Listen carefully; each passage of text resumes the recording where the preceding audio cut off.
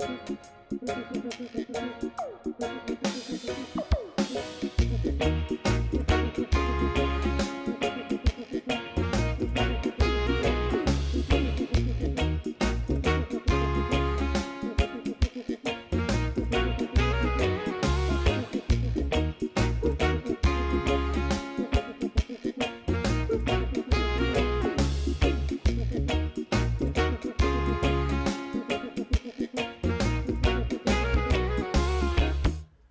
click live stream and we're ready to go. There you are. Adam gave me the green light, everyone. We're ready to go. Let's do it. All right, guys. So welcome to the Tailwater live stream episode. I'm just going to make up a number because I have no... The lunch break live stream. Curses. You can tell I do this a lot. Welcome to the Tailwater lunch break live stream. I don't know. I was going to think of something silly to say. Alex is like at a My Little Pony convention or something, but I didn't think of it in time. Oh well, next time.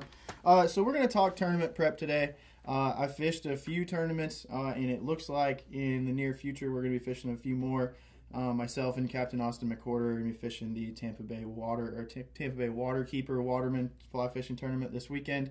And we're really looking forward to it. So we got to talking about how exactly you prep for a tournament, and things that you might want to keep in mind as how your day and your experience are going to be a little different while you're tournament fishing. So to start, we're going to do our first couple clerical items. We've got some really sweet events coming up here at Tailwater Outfitters that I wrote down.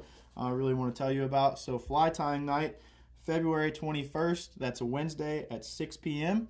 We're going to be serving Seminole subs. We had a wonderful turnout. I think we had 20 tires last month. So we're really hoping for another strong turnout like that. Dave, myself, and then Marco, the owner of Mac Flies, who we carry in the shop, is going to be here. They're going to tie some backwater snook flies because it's about time for you to start thinking about targeting those big snook as they poke out of the creeks as the sun comes out and it gets warm. So tying night, February 21st, 6 p.m. We hope to see you there.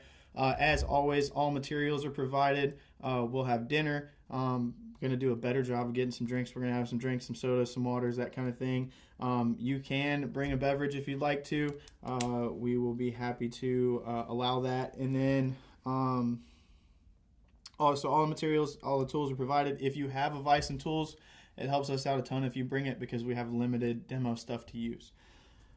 February 24th would be that following Saturday. We have a casting clinic with our G Loomis reps. So two guys, Captain Leslie, who lives in Boca Grande. I cannot remember what Leslie's last name is for the life of me, but it's probably somewhere in the event.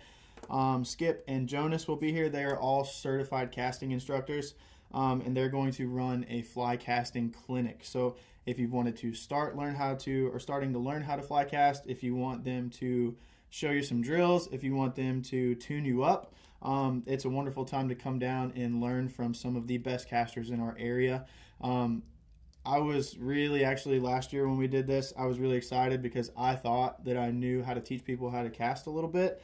And then I got around Jonas and Leslie and Skip for about 5 seconds and realized I have no idea what I'm doing. So those guys have forgotten more about teaching people how to fly cast than probably most of us will ever know. They're very good at it. And if you want to get a jump start or even a tune-up, it's a great time to come. So the cost will be $40, and the start time is at 10 a.m. So if you want to sign up for that early, we would really, really appreciate it if you do. I think you can sign up the day of, but if you sign up early with anyone at the shop, we have a sign-up list, and we can take payment for that. And we will see you there. February 24th is a Saturday.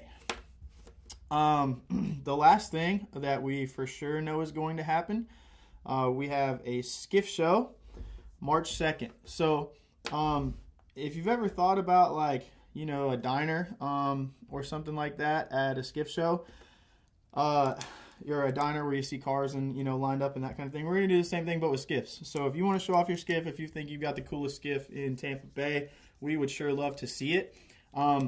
We have obviously limited parking space here at Tailwater Outfitters, so your skiff must be pre-approved with us, okay?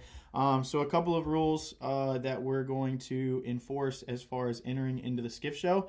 It has to be a polling skiff, okay? So your 25 Dorado is a sweet boat, and you can come show it off if you want to, just not on March 2nd. Okay, we want to see polling skiffs only. So think your Hell's Bays, think your EX Capes, think your Beaver Tails, think your Chittams. If you can pole it, so Ginus, if it's got a polling platform, we'd love to see it. We're going to enforce a 19-foot maximum length. However, if you have a 21-foot Chittam, for instance, or a specialized polling skiff like a New Water Stilt or something like that, that's a little bit longer. If it's a polling skiff, enter it. The worst thing that we're going to say is no, but your skiff must be pre-approved. Okay, so if your skiff's not approved, that we will not have a parking space for you on Saturday the 2nd. So if you want to enter in your skiff show or enter in your skiff to be at the skiff show, you want to email info. I apologize for my terrible handwriting. You want to email info@tailwatershop.com. So info, I-N-F-O, @tailwatershop.com, with just a picture of your polling skiff, a description, and that you would like to enter. We would love to see your skiff here at Tailwater Outfitters on March 2nd. March 2nd skiff show. Okay. Yeah. There is going to be prizes at the skiff show for the top 3 skiffs. We're still working on how exactly we're going to determine who has the coolest skiff, but there are going to be prizes. So if you've got a sweet, I don't know, whatever year that the Hells Bay Waterman was really cool that everyone freaks out about, you might get yourself a prize from Tailwater Outfitters if it gets voted that way. So you got to win, and you got to have a cool skiff to win, obviously. So again, if you want to enter it, info@tailwatershop.com. We'd love to see it. So into the meat and potatoes for the day, talking tournament prep. So there's a few things, obviously, that we'll talk about. We're going to kind of start with gear, how you might scout for a tournament and how that might be different than when I scout for a charter that, I take one of my regular clients out on a regular, I hate to say regular, but on a good old, fun day of red fishing. Knowing your angler or who's going to be fishing, and then understanding, some nuances of tournament days is kind of the big 4 things that we're going to talk about. And we'll kind of wrap it up too. But obviously the first thing that you want to understand with tournament prep is what the tournament is for. So, right. So this weekend, the Waterkeeper Waterman tournament is how you win. How you win is you have 2 redfish for length. Okay. And it's a 2-day tournament, Friday, Saturday. Got a little hoarse. So it's a 2-day tournament.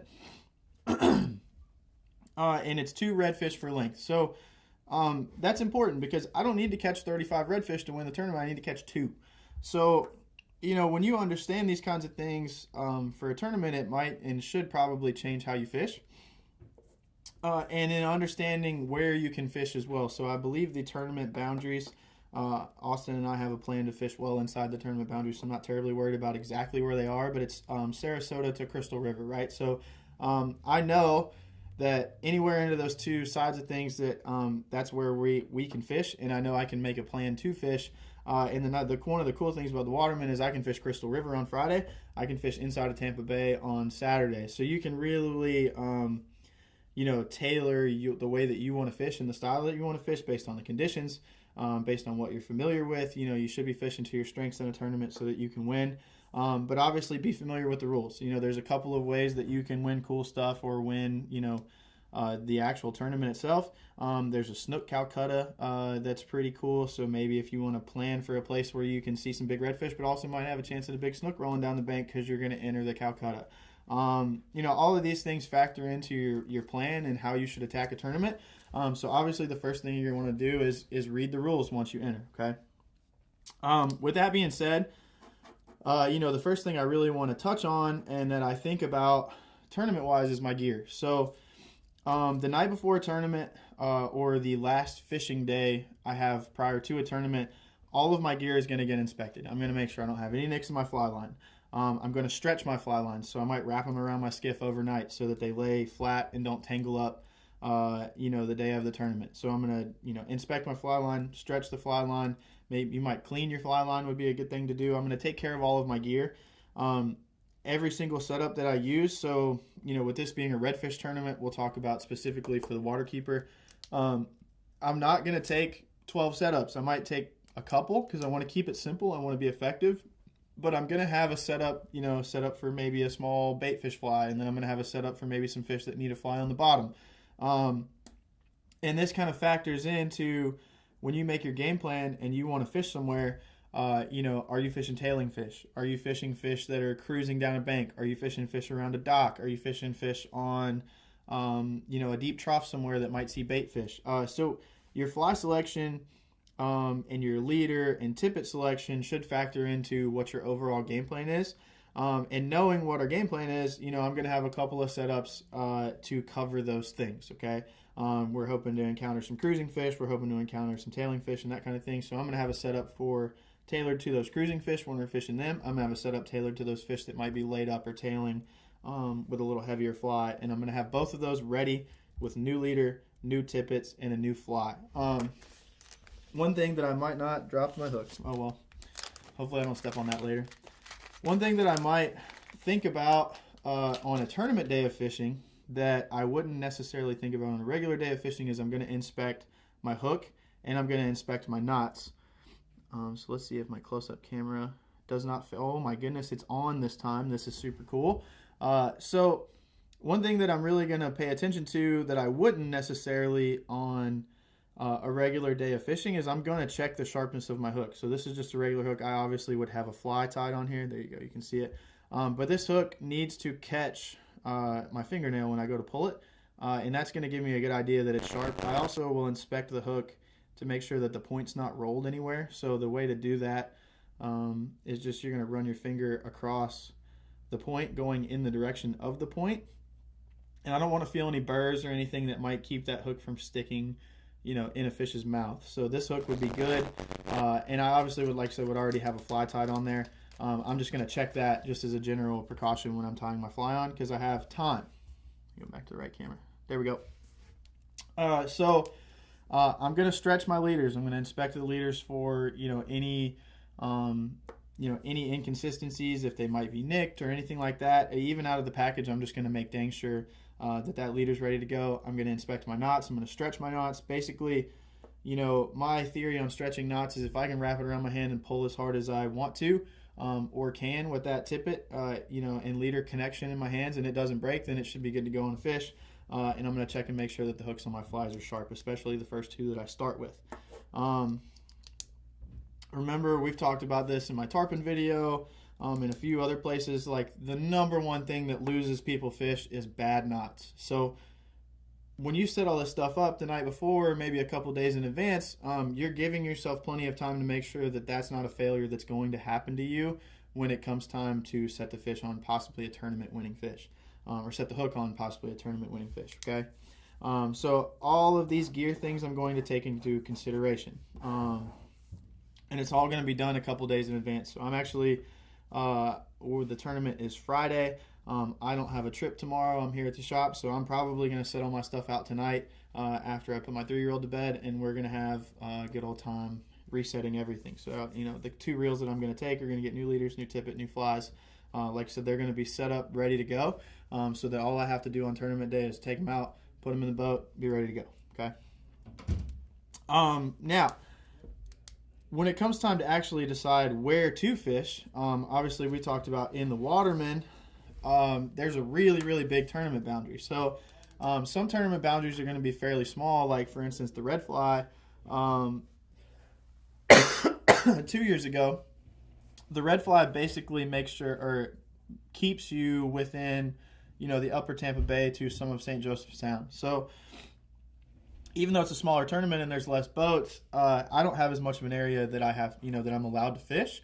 So that's going to factor into what my game plan is when I'm scouting, right?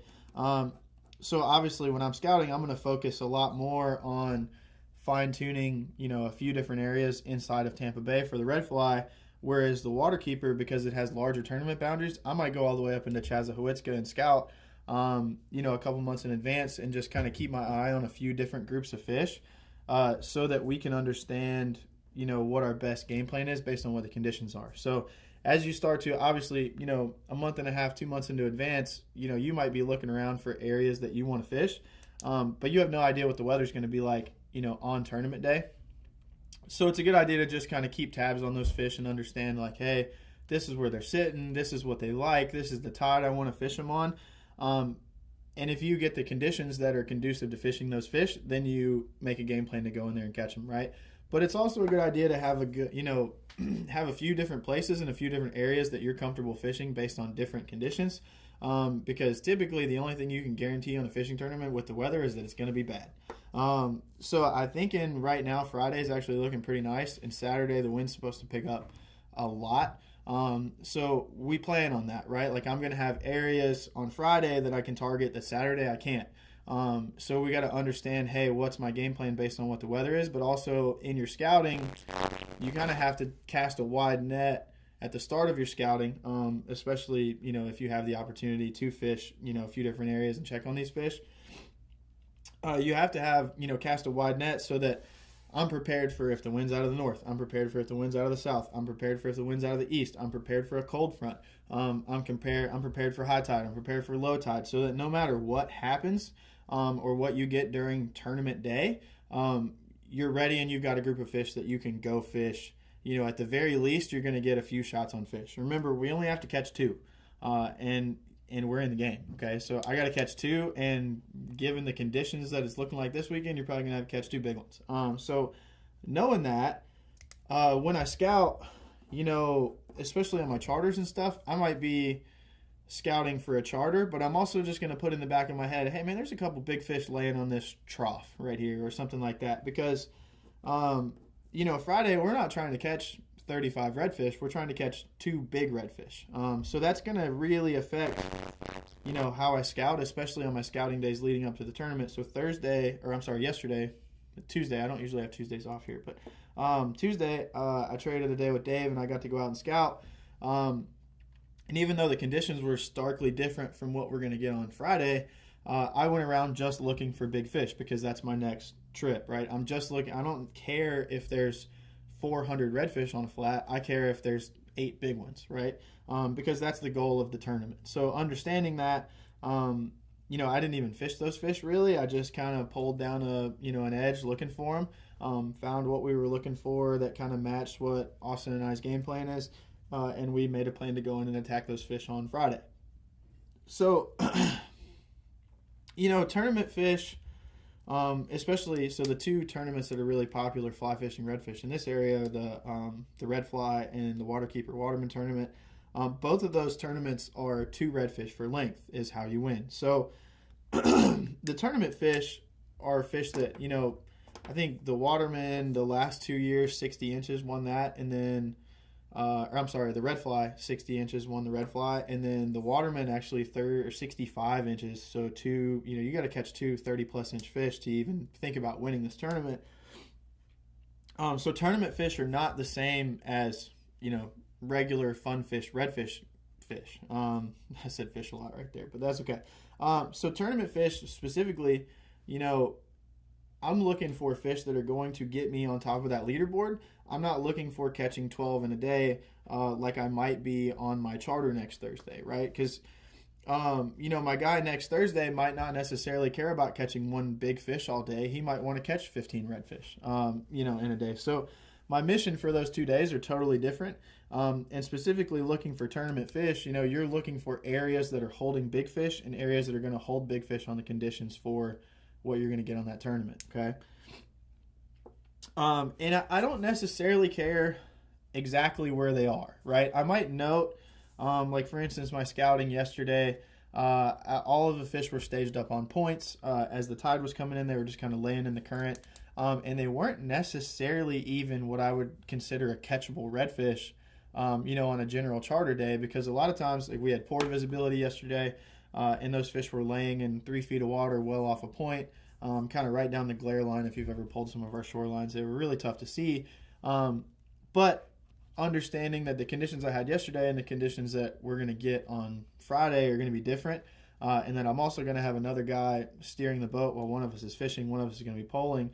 We can attack those fish in a much different manner than what I saw them doing yesterday. So I don't necessarily care about what they're doing while I'm scouting. I just care that they're there, because as long as you can make a plan based on the conditions Friday to catch those fish, then those fish are going to work out for you in the tournament. Where if, let's say, I find some fish off of a spoil island, and those fish like the spoil islands in St. Joseph Sound, for instance, those fish move a lot.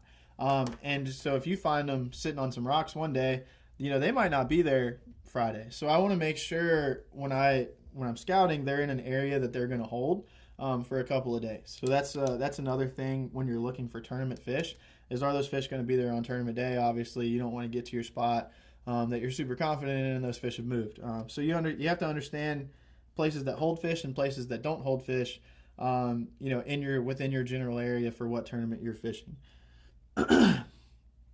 So I care about where they are, but I don't care exactly about where they are. I care more about, based off of where they are, where can I catch them, right? So they might be laying in this pothole when I find them, and that, like, let's say, or staged off of a point, like what I found yesterday. So if they're laying in a spot where I can't catch them, that's okay. What I want to find is a spot nearby where I can catch them, where I'm going to be able to see them, I'm going to be able to take a good shot at him, and I'm going to be able to effectively catch that fish once he comes out of that spot where you maybe not be able to catch him, right? So if this fish is laying in a 4-foot trough, going into a flat or on the edge of a flat, it might be a good game plan to sit on the edge of that flat as the tide comes in and wait for a couple of those fish to come up. You might not get them all to come up, but remember, you only have to catch 2, right? We're not polling a million different spots looking for a million different fish, and we're going to kind of talk about why in a minute. But I'm looking for where can I catch these specific couple of tournament fish that I found, okay? And it might be as simple as, they're sitting off of this point, but they cruise this pocket going to the next point as the tide comes up. Well, you can sit right in that pocket and wait for them to leave that point, because, again, your patience level should be different on a tournament day than a fun day of fishing. So you might wait all day for those fish to leave that pocket, but once they do, if you take advantage of your shot, now you're on top of the leaderboard, right? So it's important to understand that,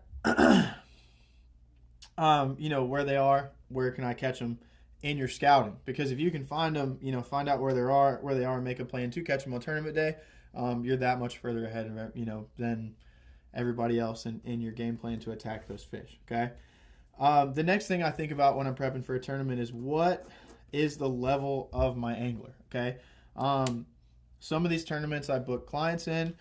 So for instance, I fished a tournament in Texas this last year where the guy had literally never caught a redfish on fly before in his life, and it's a 3-day slot tournament, and I got to get him to catch a 28-inch redfish. So my game plan for him is going to be totally different than my game plan is for red fly, where I've got Alex, who's a seasoned, fly angler, especially in saltwater and especially in this area. Or, I'm fishing with Austin on Friday and Saturday. Austin's guided this area for 15 years. So, my understanding of what needs to happen is totally different, because Austin and I can sit in one place and we might only need 3 shots to catch fish that are going to put us on, put us in the running for the leaderboard.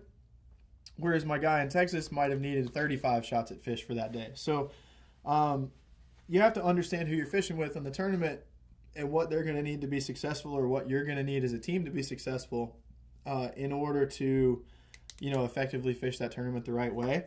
So a couple of things about Austin. Austin's left-handed. So that totally changes everything's opposite. If I'm polling and Austin's fishing, 99% of my anglers are right-handed anglers. They're going to be casting in the 9 to 12 o'clock range of the boat, is typically how I want to set them up. Well, Austin's the opposite. So now Austin's casting on the 12 to 3 o'clock range on the boat is his best opportunity to catch a fish. So I have to understand that, when I'm planning how I want to fish certain fish, because we might pull a shoreline and I give him nothing but a back cast all day. Well, that's not putting us in the best position to be on the leaderboard. So you have to know these kinds of things and plan these kinds of things around your angler. And we have a couple of places that I've specifically mentioned to him that's like, hey, if we come in here, I know this area really well. I can tell you where those fish are going to be sitting, and you're going to have a great cast at them because it's a right-handed shot, with how we're going to be set up and how those fish are going to be set up. So it actually is really advantageous for us that he's left-handed in this specific place. And conversely, the places that I'm planning on fishing, he has to know, hey, Brandon's a right-handed angler. I'm not just gonna make this up because I have no idea what my actual cast is. He can cast accurately 50 feet to a redfish and work fish good. So he might understand or he needs to understand the shot that he needs to give me to catch those fish within that game plan that you found him. And then I also need to understand that about him. So the more that you know about your angler and what their skill level is, whether they're right or left-handed, what their best shot is going to be, how they're comfortable casting and working flies, all of that is going to help you and not hurt you in a tournament. So the biggest things that, that you can do to set yourself up is to pre-fish the tournament with your tournament partner, or even maybe just go hang out and like figure out, hey, what kind of shot do you like? What do you want to see when we get to these fish? How do you want to fish these fish? That kind of thing. The more you know about that going into the tournament, the more successful you can be. And then understanding the last thing, in a tournament, especially if you're like me and you're used to fishing most of your clients on a Monday through Friday where there's not a lot of pressure on the water, there's going to be more people on the water during a tournament day. I think there's 100 and some boats, in this Waterkeeper tournament. Don't quote me on that. I know they cap it at a certain number of anglers.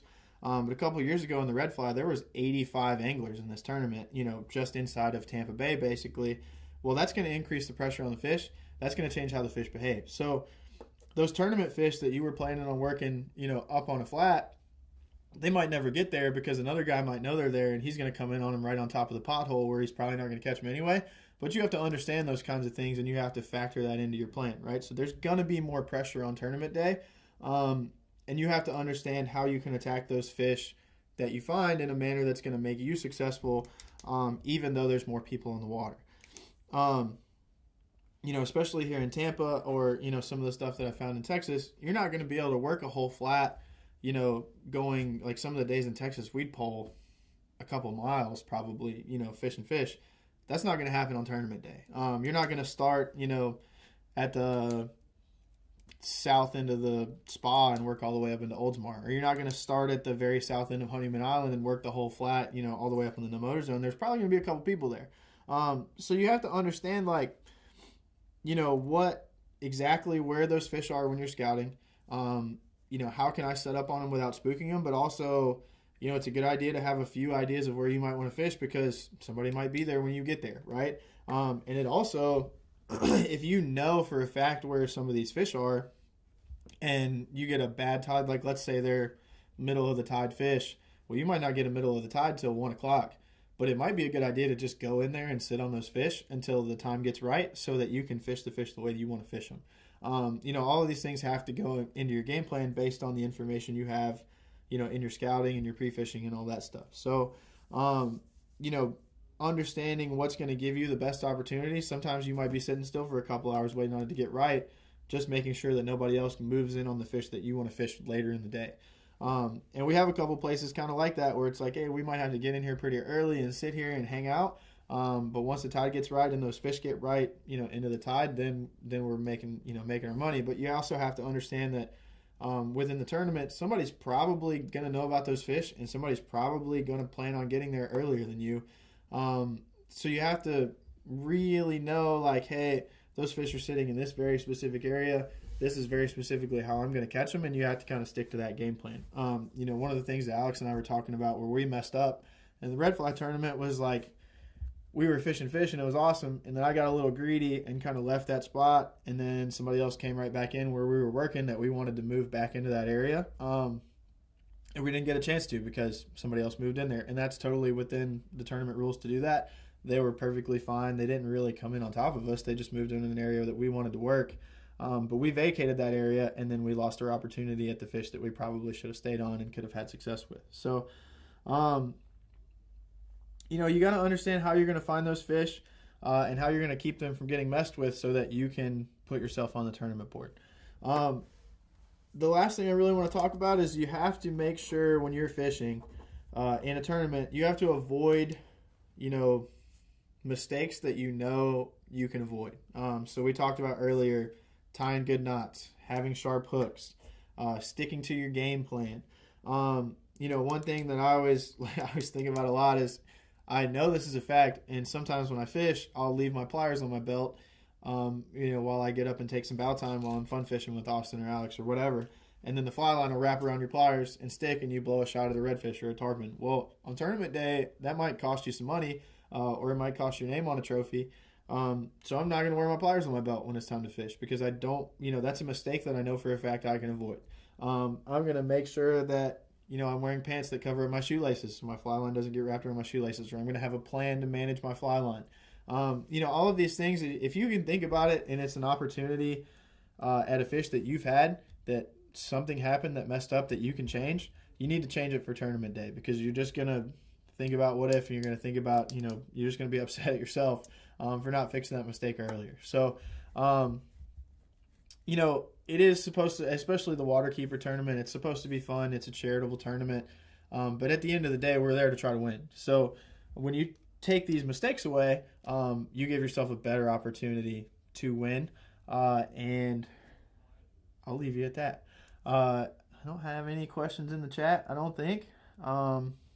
Hopefully I helped you guys out with my 30-minute tournament rant today. To wrap it all up, get your gear right, scout and have a game plan and stick to that game plan. That's the one thing I'm really learning these last couple tournaments I fished. Know your angler, know who's going to fish what, and know how to best set them up for those shots. And understanding those pieces of the tournament that don't happen on your fun days of fishing, that there's going to be more pressure. You're going to have to, work tight spots and not big areas. You're going to have a plan and stick to that plan and be patient. And then you're going to have to avoid those fixable mistakes. To wrap it all up with the clerical stuff, guys, tying night, February 21st at 6 p.m. Casting clinic, February 24th. Sign up here at Tailwater Outfitters. Skiff show, if you want to bring your skiff in and show your skiff off, make sure that you enter that skiff in and email us a picture of your skiff and your entry to info@Tailwater Shop, and we'll get you taken care of. Thanks a bunch, guys, for tuning in. We'll see you